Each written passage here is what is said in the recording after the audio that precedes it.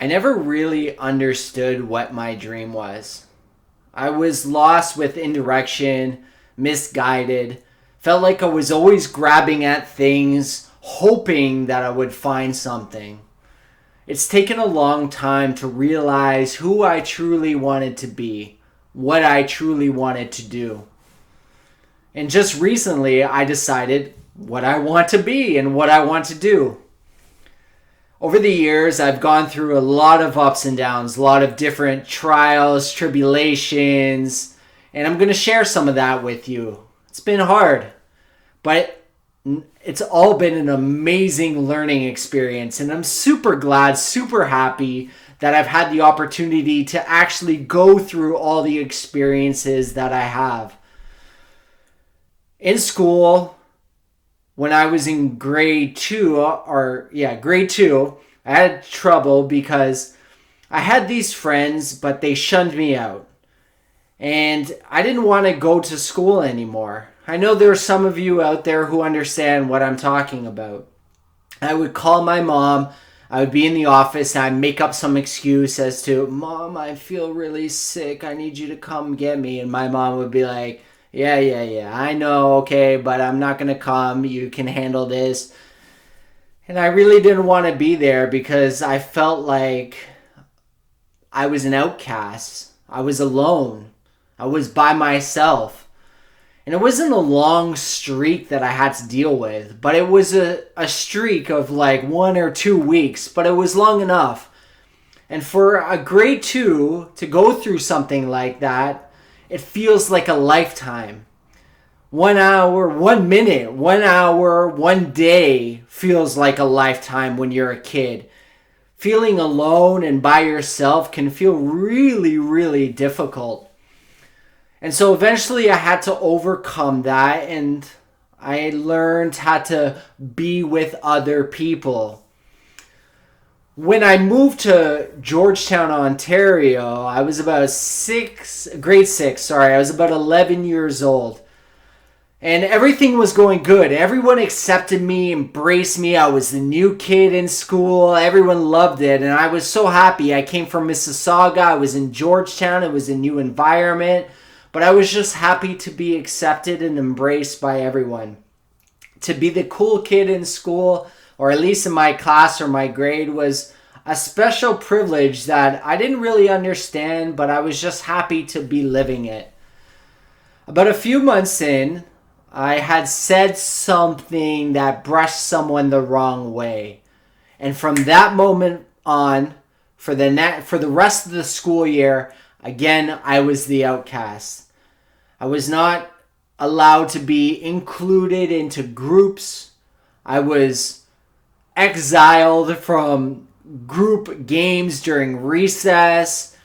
And it wasn't 2 weeks this time when I was 11 years old. This time it was like 4, 5, 6 months if you include the summer, which I still was alone. It was very difficult. I had 2 friends that I ended up becoming friends with in grade 6 during this phase. And it was really, really challenging because I didn't have anyone, and these 2 kids were not the cool kids of the grade. But they accepted and embraced me, and I was truly blessed and grateful that I had someone there. Now, as soon as grade 7 rolled around, the first day of school, I was terrified. I was shaking. I was so scared because I had just dealt with 4 or 5 months of being alone, only having 2 friends, and just trying to get by was a challenge in itself. But the first day of grade 7, it was like nothing had happened for the last 4 or 5 months before. I was completely accepted and embraced as the coolest kid in the grade. Don't know why, don't know how it happened, but it happened. One of the advice that I remember my dad saying was, you just got to learn to get along with people and just listen and talk to be able to fit in. Now, I didn't realize what that meant at the time. And it was great advice to help me to cope with what was happening in my life. And Dad, I am super thankful and grateful for you. I just want you to know that you're an amazing man, amazing dad, and you did the best you knew how to help your 11-year-old son to get through the challenges and difficulties. But it was amazing. I was grade 7 and I was a cool kid, and for the rest of the grade school of grade 7 and 8, I felt like I was part of something, like I was invincible. I had friends. My grades I didn't really care about. I had friends and I was cool, and that's really all a grade 7 and 8 wanted. I wanted, at least, was to fit in and to not go through that experience of feeling alone. It was dark. It was alone. It was lonely. At some points, I don't know if I was facing depression, but feeling like an outcast feels like depression. And I didn't know what depression felt like when I was 11 years old. But looking back at it, I can see how I was depressed. Every day was by myself, but come grade 7, it was a different story. I would learn to be a part of the clique or the group, or learn how to fit in with society. And that became my focus. How can I fit in with society so I don't have to go through all the challenging feelings I had faced before? But little did I know I was just suppressing what was building up inside of me. Come high school, it was amazing. I was the quarterback of the football team, starting from grade 8 all the way to grade 12. It was the first year the football team had been in existence in grade 9, my first year. And the school was only 1 year old. Christ the King, shout out, in Georgetown, Ontario. But I was really happy, really fitting in with people, gelling really well. And again, I was on the football team. I was grade 9. Grade 10s, 11s, 12s, and 13s. It was a varsity team. They all embraced me because I was the starting quarterback. So no matter where I went in high school, I fit in. I was the cool kid, and I could just be a part of the clique and be a part of the high school, at least for the cooler kids and the older kids, which is amazing. And that really helped me in high school. It helped me get through grade 9, 10, 11, and 12. It was amazing. And once grade 12 came around, it was really an awesome experience. I had a girlfriend. I had good grades. I had friends. I was the oldest kid in school. And we won the championship football game, which was amazing. Only one game that we lost during the season against our city arch rivals, GDHS, and we ended up beating them in the championship. We had over 2,000 students who came, buses, and kids were allowed to get off school as long as they came to the game. So it was just amazing. I had an amazing grade 12 experience, and even my parents agreed to throw the prom party at our house. So here I was, the quarterback at the high school football team, throwing the prom party, and you can imagine how that felt. Now I'm in Canada. Imagine if I was in the US and the quarterback at the high school team threw the prom party and had good grades and had a girlfriend. It would be spectacular, and it was everything I had dreamed at that moment throughout those years. I was fitting in. I was feeling good.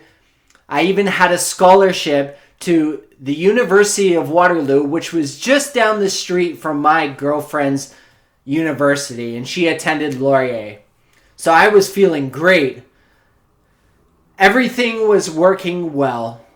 But as the summer progressed, the realization that I would be away from home, which was something I wasn't used to, be away from the oldest kid in high school who had everything, and now I'd be back at the bottom of the totem pole, at least for the football team, and university, being the youngest kid at the university, being a first-year student.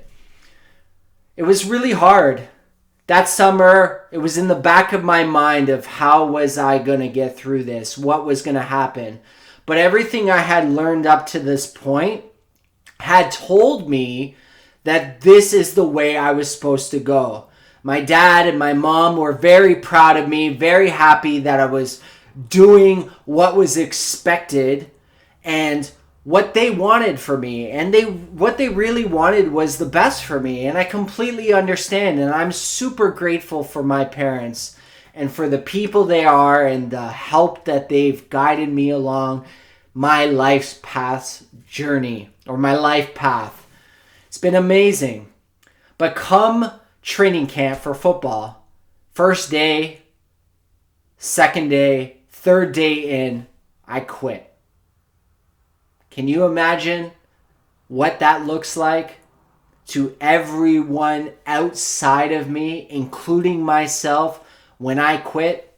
Remember I told you everything was bottling up? Well, eventually it burst and I quit football. I had no direction. I went in for psychology because that was the easiest thing to get in for. And I had no direction. I didn't even understand why I was there or what I was going to do. It was really challenging.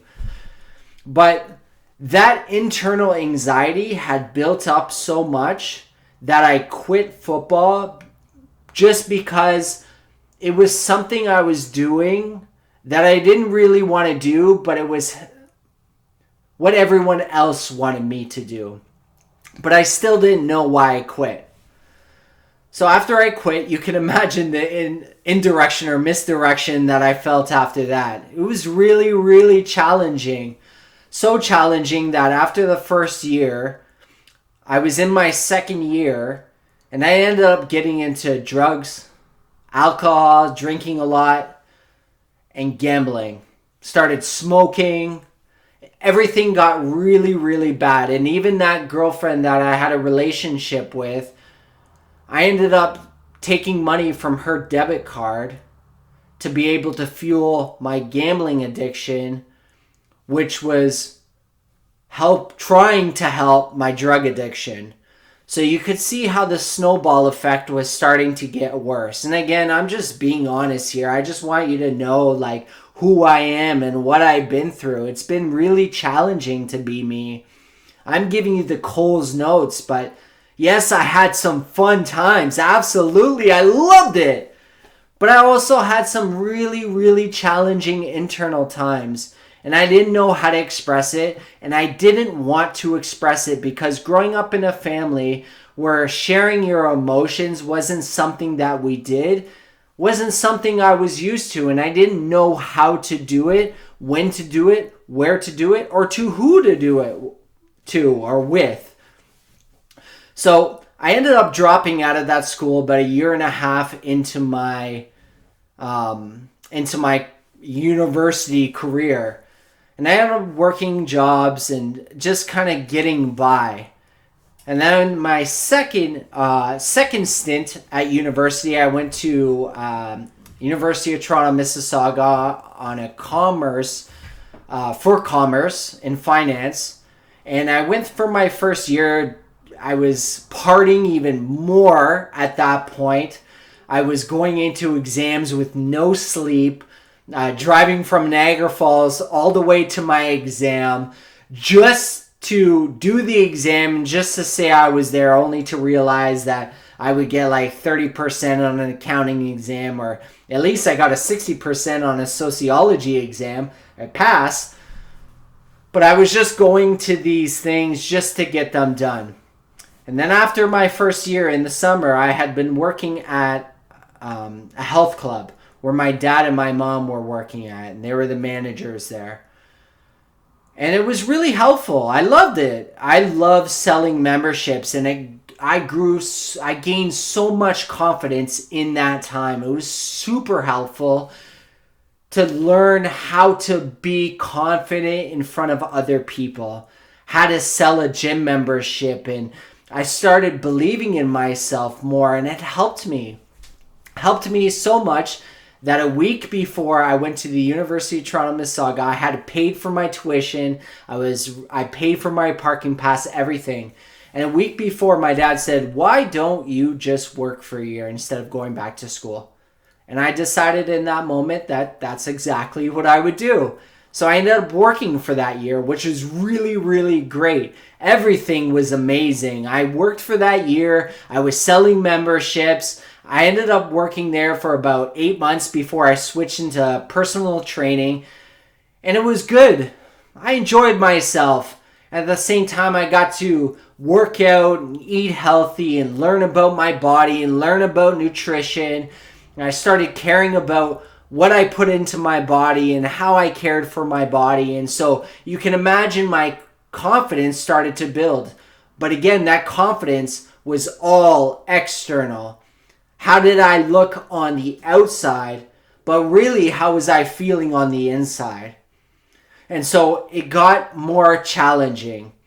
I ended up going to college, though, that year. I went to Sheridan College in Mississauga, the Hazel McCallion campus.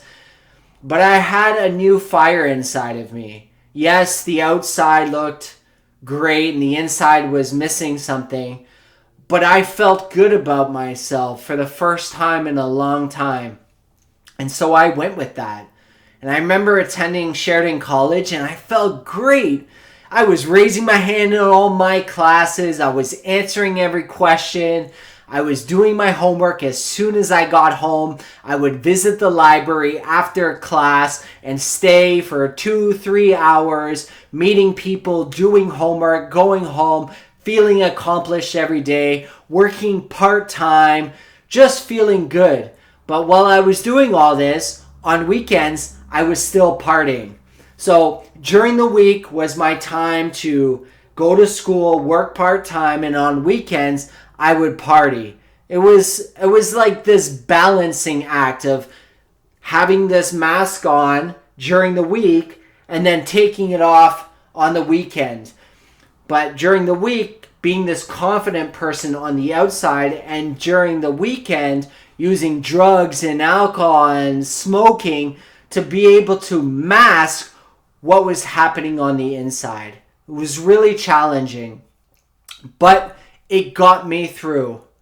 I ended up applying to the co-op position. I got an amazing job with one of the Canadian banks, the 5 top Canadian banks, their investment decision. I ended up working for 3 senior investment advisors who managed over $200 million between the 3 of them.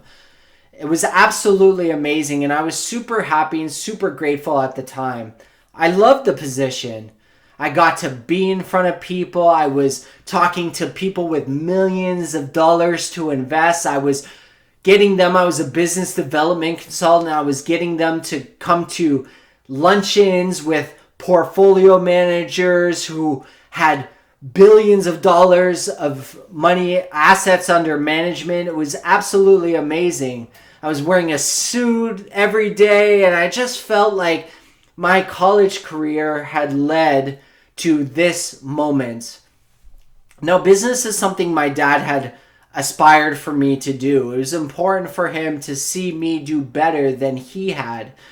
And I can understand that. There's a lot of parents out there who want their kids to do better than them, who want them to succeed and do the best and be happy. And so the happiness would look a certain way to him or to my mom or to everyone else, but inside, my happiness looked another way. But I still didn't know, and I was still relying on my family or relying on the outside world to make me happy. So this co-op experience was absolutely amazing. It was so good, and they ended up hiring me part-time.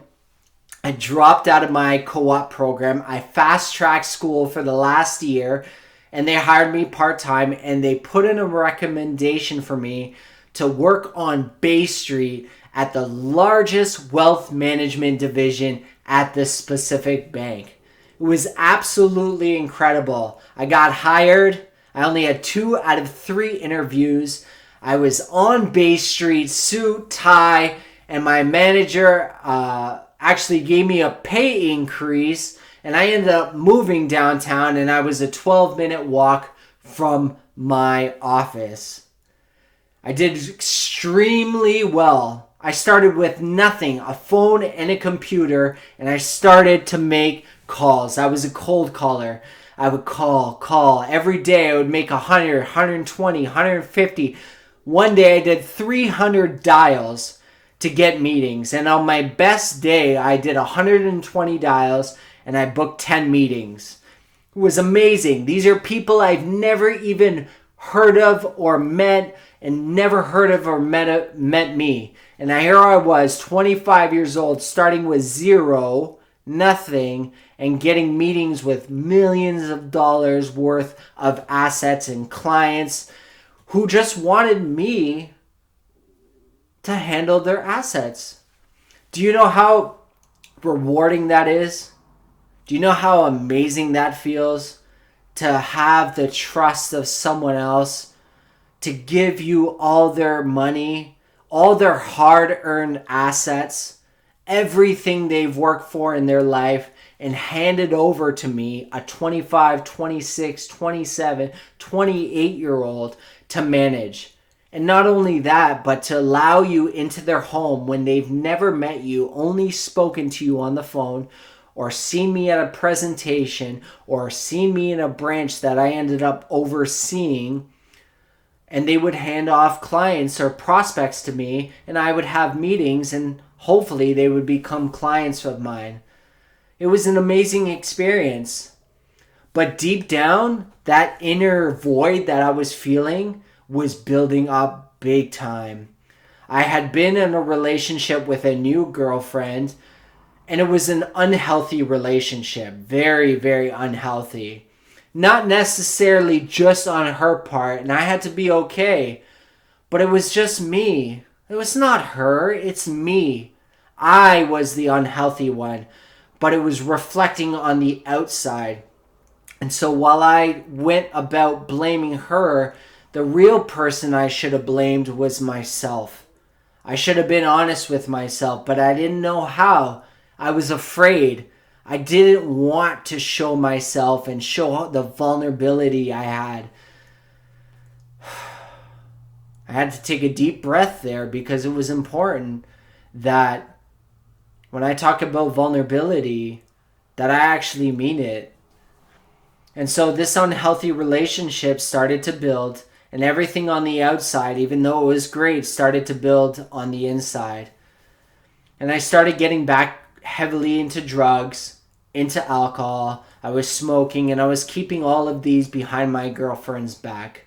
Yes, she was accepting of it when I was with her doing it sometimes. And I appreciate her for doing that. And I really do appreciate her for helping me to get through that time. But I was still doing it behind her back. And while I had this mask on again of who I was supposed to be, behind closed doors, I was being this other person. Drugs, gambling, not gambling at this point, drugs, alcohol, smoking, just lying, not being honest, being afraid, not showing who I truly was because I felt I had to be a certain way. It was important for me to remain this person, at least until this point that I ended up realizing that I couldn't do it anymore. I had to let go. I had to let go of this facade, at least for this part. And so I ended up selling my thriving and very successful wealth management practice. So I not only created it, not only managed it, and I was very successful at it, but I sold it as well to that same very bank. So within 4 years of starting a business from nothing, I ended up selling it at the young age of 29. Super grateful, super happy, and it would get me through the next 3 years with payments that helped me throughout these years. But I ended up getting more loss, and that month after I had finally sold my practice, that month was probably the worst month I have ever experienced. Really challenging, really difficult. I ended up having to go through some serious internal battles. You thought drugs, or I thought drugs were and alcohol was bad before. I was doing drugs and alcohol almost every single day and drinking a lot of vodka because I am half Polish, so I gotta say that vodka is kind of my thing. But drugs as in like cocaine, MDMA were my drugs. And so I was doing a lot of them. But I ended up getting a job downtown, ended up moving back downtown, deleted all my friends' names and numbers, friends that I had partied with over the years. And I was holding on to high school friends that's all I knew. I didn't know myself. I didn't know what I wanted. And it was challenging, but I had to do it.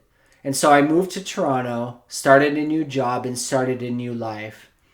This is the moment that I decided that I, Alexander Martin Dezan, was the most important person, and finding myself was the most important thing I was going to do. And I didn't know how I was going to do it. I started reading spirituality books, personal development, personal growth, started meditating. I started journaling. I started going for long walks, listening to music. But there was still this void inside of me. I was drinking a lot. Drugs had stopped, but I was drinking a lot.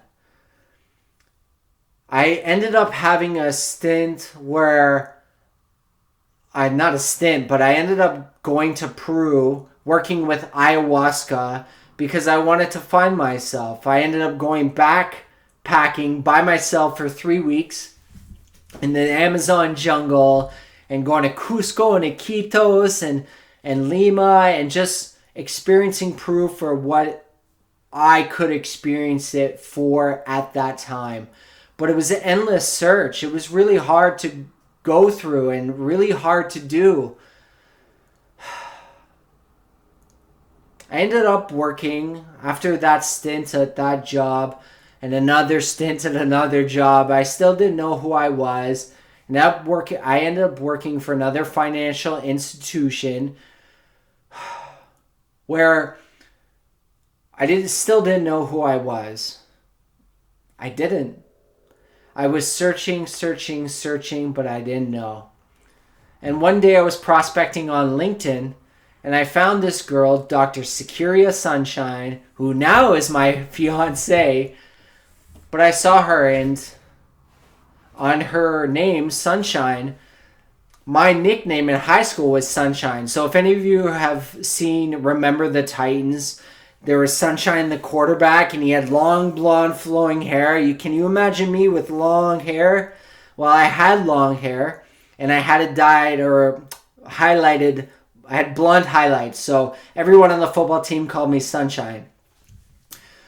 And so I reached out to her, and I said, hey, I was just looking for a client. So I had found a common similarity between us, and I'm like, hey, my nickname in high school was Sunshine, blah, blah, blah. We had our first meeting. And on our first meeting, we had a 2-hour meeting where I opened up. I shared my heart. It was the first time that I expressed my vulnerability. I smiled. I laughed. I cried. I was just sharing everything I could in 2 hours. And it was the first time that someone had actually given me the space to open up and express who I was on the inside. And for that, I am forever grateful to her and everything she stands for. Thank you, Securia. Super amazing. And over the next, 3-4 months later, we ended up getting together. We ended up getting together in person. And we both remember this, but I remember on that first walk, we were standing by some streetlights. And she said, I don't know why, but I feel like we're supposed to go into business together. And I remember going, oh, me too. I just thought that. I just literally thought that. It was amazing. It was the first time I had felt connected with someone. First time that my intuition and who I was as a person and my heart could be expressed from the outside. I could talk to her about anything and she didn't judge me and I didn't judge her. We were both finding ourselves, but in us finding ourselves, we both held space for each other and we became best friends. It was amazing. She would come over to my place. I would go over to her place. And she had, at the time, a 9-year-old son, Quinn. And he was amazing. And he was just happy that his mom was happy when she was with me. She started laughing again. She started being happy. And so did I. That was the best part. Is we're both just happy talking to each other. Some days I would speak on the phone with her for 3 hours, 4 hours, and not just one day, a month, day after day, consecutive days speaking on the phone every single chance we got, speaking on FaceTime or WhatsApp and doing video calls and just having an amazing experience of talking to each other. And I'm super grateful for her and just going on a journey with each other to find ourselves, being open with each other, being vulnerable, sharing what's going on, our growth, what we're reading, what we're talking about, how we're feeling about our job or no job, and what our dreams are, and can we dream bigger than we are. And I remember on that first meeting, I'm going to go back to that first meeting when we were walking on the street, security is like, what's your dream? What's your dream in life? Like, how much money do you want? And I was like, I would love like $1 million and like a nice home. And then she's like, yeah. And I was like, yeah, what's your dream? And she's like, I want $10 million. I was like, I could ask for more. I want $10 million too. But that was the first moment that I realized I could dream bigger. I could have more. My life could look different than what I thought it could look like. And that was the first moment my whole life had just blown up and I could dream big. And from that moment on, it was just an endless search of how much bigger could I dream? Where could I live? How much money could I have? What kind of person do I want to be? What kind of values do I want to show up with in the world? And who do I want in my life? And what do I want my circle to be like? And who do I want, like how do I want my relationship with my family to be? And what kind of, do I want friends? And how do I want my friends to be? And what kind of community do I want? And where do I want to live? And just all of these questions started coming to the surface. And then that was the first moment that I really started to learn who I was and learn who I wanted to be. And not only who I wanted to be, but starting to ask God or source or light or creator or whatever. Just, I started to ask God for the things that I wanted. I started to have a relationship with God. Not knowing who God was, but just starting to ask. Drugs and alcohol, drugs were gone at this point. Alcohol was still there, but I had gone 2.5 years without it. Started drinking again with her and with just by myself and started drinking again. But it was in a different place this time and we were having fun. And she had never drank before, but she had started to open up her new life. And we were just exploring life together. It was fresh. It was invigorating. It was new. Until this point where just decided that, yes, I would continue drinking, but it wasn't in a place that I would want to get drunk to not know who I was. It was a place of just drinking because it was something that helped me cope with the missing void that was inside of me. It wasn't before it was about running away from myself, and now it was about blanketing what was missing on the inside. So it wasn't about getting drunk, but it was just about drinking. Until December 22nd, 2023. We had just come back from our first book club writing group, or not book club, writing group. And we got home and we decided to watch some YouTube videos, and we watched 2 10-minute videos on Nanaimo. Never heard about Nanaimo in my life before. Never. Just heard about Nanaimo bars, which is the dessert, but never heard about Nanaimo. Didn't know anything, went to bed, woke up the next day, went to lie on the couch and just focus on my breath.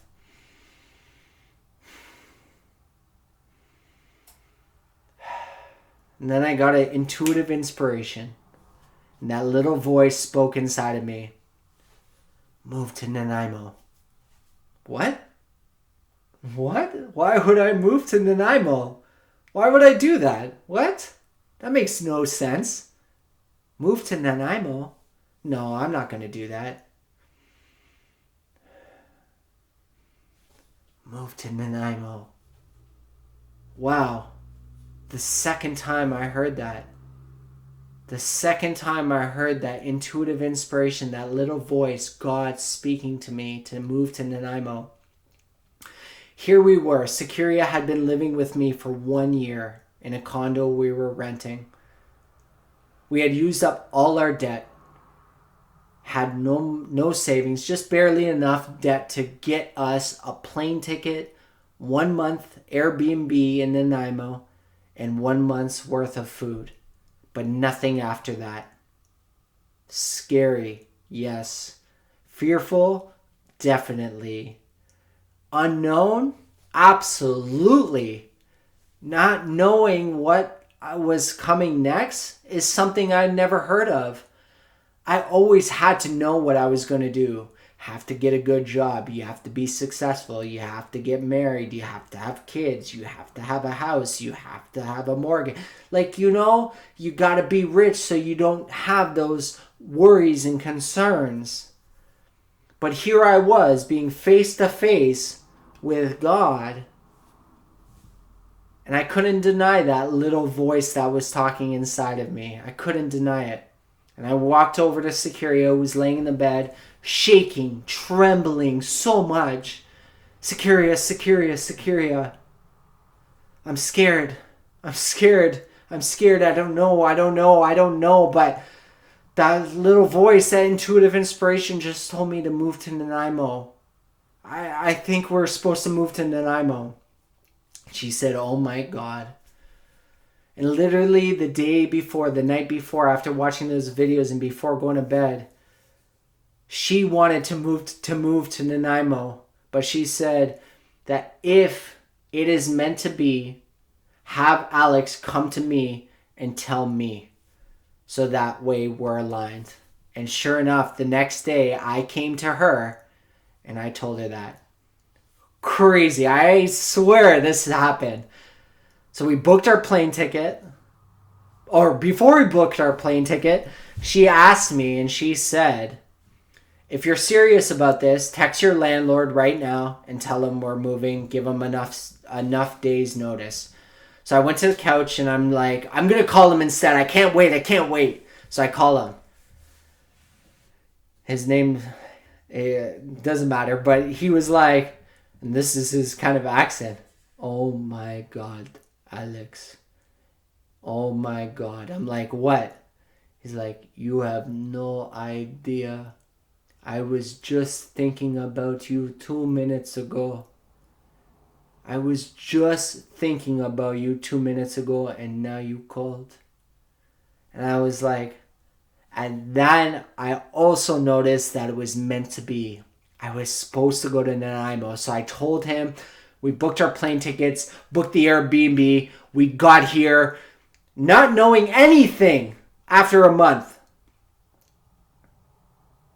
And I'm here to tell you that it's a month and 3 weeks. And I don't know what we're going to do for rent, where we're going to live next week. But I'm here to tell you that this story that I just shared with you, starting from childhood and what I'm going through to who I am today, following my heart, following that little voice, following God's voice, knowing that this is all I have to listen to. Following my heart is the best decision I ever made. And every day that goes by, I look for opportunities to listen to my heart and to follow my heart. Every day I get up, every single morning, I pray. First thing I get up, I pray. I read the Bible, which I just started doing 3 weeks ago. I grew up Catholic. Yes, I grew up, I didn't have a relationship. I didn't know who God was. I didn't understand. But something 3 weeks ago, that little voice said, buy the Bible and start reading it. So now I read the Bible, I get up, I go stretch, I do yoga, I do my type of yoga. I do what I've learned, what's important to me, because I enjoy the freedom of living the life I enjoy living. And that's the path I'm on. So I do my stretches, I do my yoga, I do journaling, and I do meditation. And I wash my face, I brush my teeth, and I look in the mirror and I talk to myself. I say I love you a bunch of times, and I tell myself how I want my life to look like. So you've heard of affirmations, and I say how much I'm appreciative, I'm grateful, and I praise God. That's what I enjoy doing. So you notice that, yes, I got a little bit of Buddhism and Hinduism. I got a little meditation sprinkled in there and yoga. I got Taoism in there, believing life is balance. I have Christianity in there. So for me, it's not about religion. But for me, it's about following this, following my heart, knowing that my intuitive inspiration is God speaking to me. And just knowing that that's all I have to do is to have faith in myself. Forget the outside noise. You've heard of the present moment. The present moment is the perfect moment. And I've experienced the present moment for what it truly is. And I'm not chasing the present moment, but I'm here to say that when I follow my heart, when I follow my intuitive inspiration or God's voice, that the present moment shows up more frequently than it doesn't. And I'm truly grateful and blessed to be here to tell you that I love who I am today. I am so grateful for everything I have in life. My body, my mind, my soul, my emotions, my feelings, the people in my life, the people I get to meet, the food I get to eat. It's amazing. This week and last week we got invited to dinner by random people that we've never met ever before, but they invited us. We went to lunch 2-3 weeks ago with another lady, and we're meeting all these people from different churches. First church, Anglican. Second church, St. Paul. Third church, Pentecost. 3 different churches. It's not about the religion for me. That's not my path. My path is right here. It's my heart.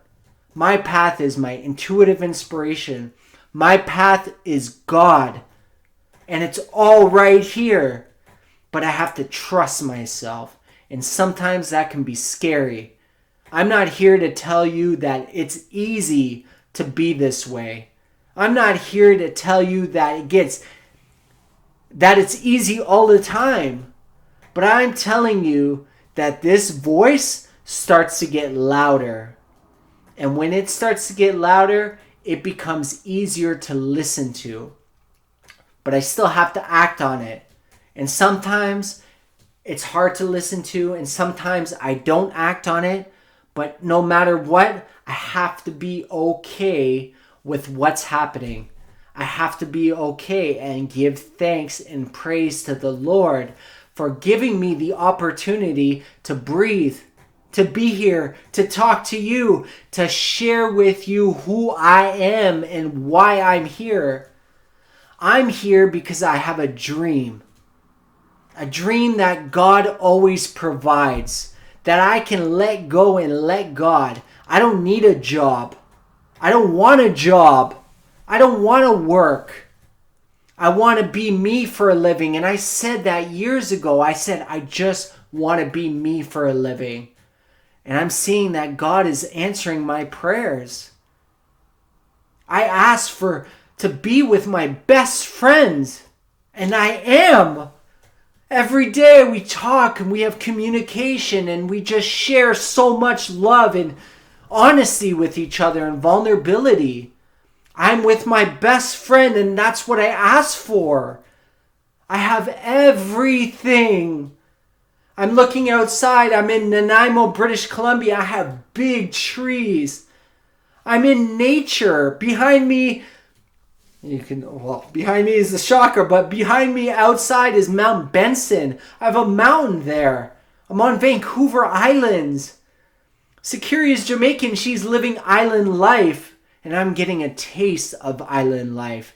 I'm fully here. I'm fully involved. I'm fully in the moment as much as I can, as much as the Lord wants me to be here. But I want each of you to know that you are amazing. You are so special, that you are the divine presence that God has gifted this earth. Each of us has a memory, a memorable impact on this world. We're here to leave our imprint, however that is. But can we be true to ourselves? Can we be true to our hearts? Can we be true to that intuitive inspiration? Can we be true to God's voice? That's why I'm here. I'm here to create a world where we listen to our hearts, follow our intuitive inspiration, so we can feel feelings like peace, love, joy, fulfillment, contentment, all of those feelings, patience, hope, all of those virtues, compassion, integrity, they all start because of this. That's why I'm here. So I want you to know that I am here to change the world.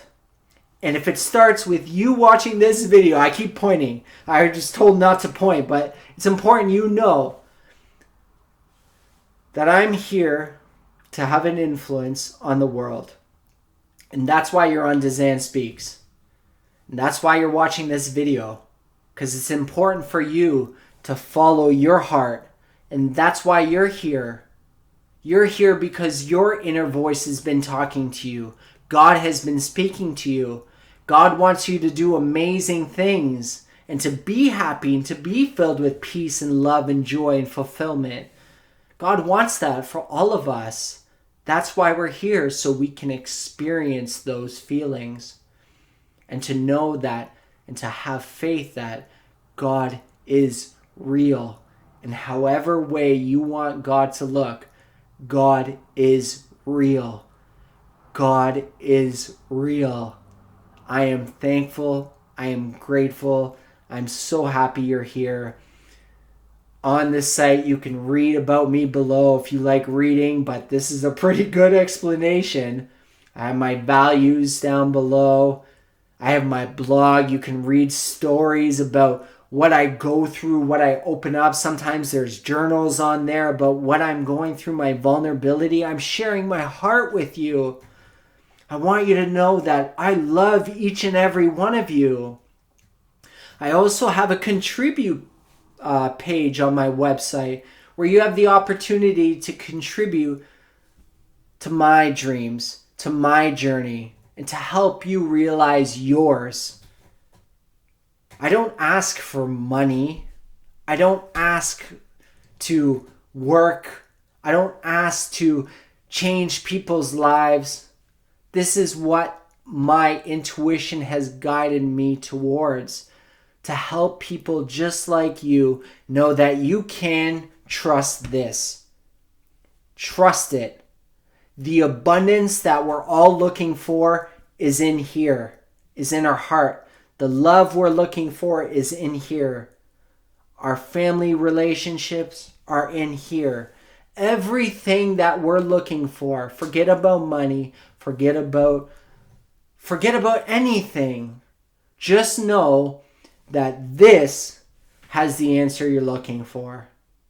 Super grateful, super thankful you're here. I really appreciate it. I know you've been listening for quite some time, but I want you to know that I'm here. If you want to reach out, my email's listed, or contact information, something like that. I don't know what I'm going to put, but I want you to access me at some point to be able to contact me. So I got to figure out what I'm going to do. But I want you to reach out to me. And I want you to let me know that if you're going through something challenging, if you're experiencing success in whatever way or hardships, I want you to reach out to me. Let me know what you're going through.